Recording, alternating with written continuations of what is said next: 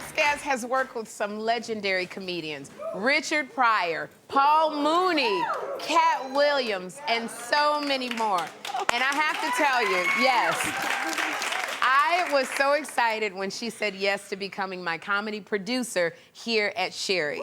So please welcome to my Laugh Lounge my dearest friend, Robin Montague. Thank you. Now, Robin, we have known each other for over 30 years, you Yes. and I. Do you remember how we met? Yes, when we met, Sherri was a very conservative, Christian, good girl, you know what I mean, from Chicago. And I was a wild theater child from D.C. town. We were the complete opposite, but we were both working at the world-famous Hollywood Comedy Store in L.A. And we were both doing comedy. We were just starting out. But Sherri, she was already on the move. You hear me? She was working in the main room, the original room. I was in the newcomer room, the belly room. You gotta go upstairs.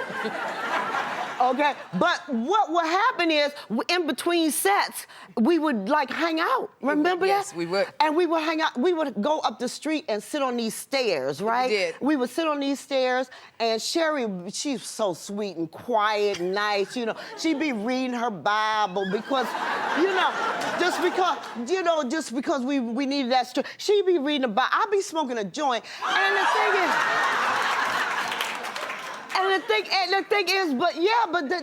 We accepted each other. We accepted each other for who we were and what we were. That's right.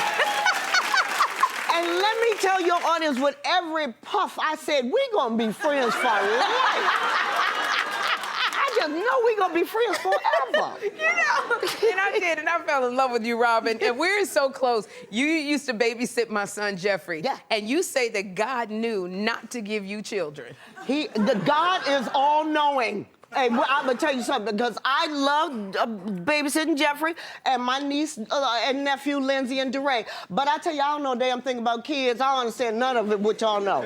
I mean, because it's just the way y'all can, as parents, y'all can look at a kid. It could be a stranger, right? And you could look at me and say, he's 6 3/4 years old. I don't know how y'all do that. I don't know how that's a parental power that I don't think y'all get credit for. As a person without children, you understand what I'm saying? Yeah. God knew not to give me children, but I had children and one of them got lost, and the police would say, well, describe, how old, I don't know, little. He's little. I feel like he's little. That's what, you know what I mean? What is he wearing? I don't really know. I don't dress him. I send him to school, the teachers dress him. But, you know what I mean? All the things you have to do with the children, I don't understand all of the things. So yeah, I'm a really good babysitter, basically because I don't leave the house with the children. If they get lost, I can't describe them. Now, you always say that you didn't have kids. Because you don't have kids, so you don't have to think about the future. Right. There's no future. You when you don't have kids, what future? After me, it's over. What I'm worried about?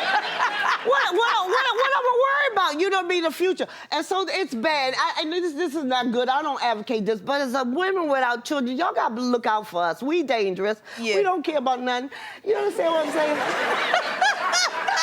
We really don't. You know what I mean? The rainforests and the environments and all the things that y'all concerned about. You know, well, I want in the future my child to have safe air. I don't know the difference between, you know what I mean? I mean, you know, because I didn't understand what even rainforest meant. I felt like, what is the forest following us and raining on us? You know, and they, you know, say, go green. Green just a color to me. I don't understand all the environments. I really am not environmental friendly, and it's not good. It's women with no kids. You got to be careful. We don't care about nothing. Well, you know, I just had to. And see, they applaud that, the recklessness of me. And I have to say, they do applaud. Yeah. I want to say, you look absolutely amazing, but you say you don't like to exercise. Who does? Listen. I I realized, and you're an example, that working out and eating right is what you're supposed to do to lose weight. That's what you're supposed to do. And in theory, because I'm not I got an intellect, but I don't get the connection between. I mean, you're supposed to exercise, but then the exercise hurt. But you know what I mean? How can this be good and bad at the same time? But I'm in show business. Ain't I in show business? So I gotta do what I gotta do, and that's how come I went last week and I went to the workout class.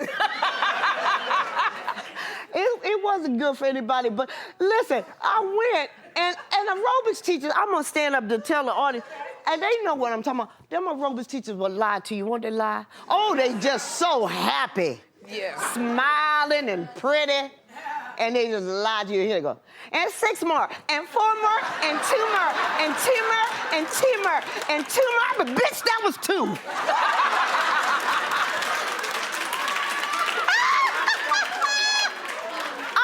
Be fat, but I can count. Come on, man. You know what I mean? I said, don't get me up to counting up off in this gym because I know how many donuts in a dozen. I can count. So I went, and last week, like I said, I went to I worked out. I gave it a day, and. How much longer, right? It didn't take. I didn't lose a pound, so I'm eating again. I'm hungry. But I really wanted to work out. But I just say I'm gonna go back to my original diet plan. Wear black clothes. Robin Montague.